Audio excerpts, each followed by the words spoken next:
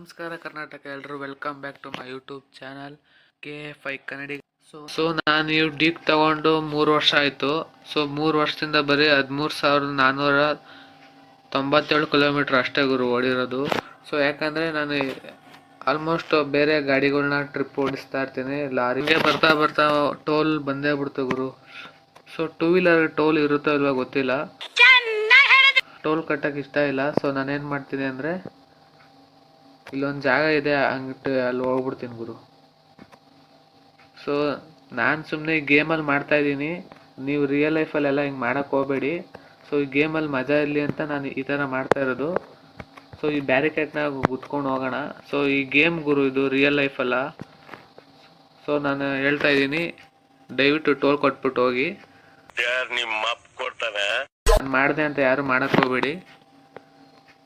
So ನೋಡಿದ್ರಲ್ಲ ಗುರು ಹೆಂಗೆ escape ಆದೆ ಅಂತ. ಟೋಲು ಆ ಕಡೆ ಇರೋದು, ನಾನು ಈ ಕಡೆಯಿಂದ ಬಂದ್ಬಿಟ್ಟೆ ಯಾರಿಗೂ ಗೊತ್ತಿಲ್ದಿರಂಗೆ. ಸೊ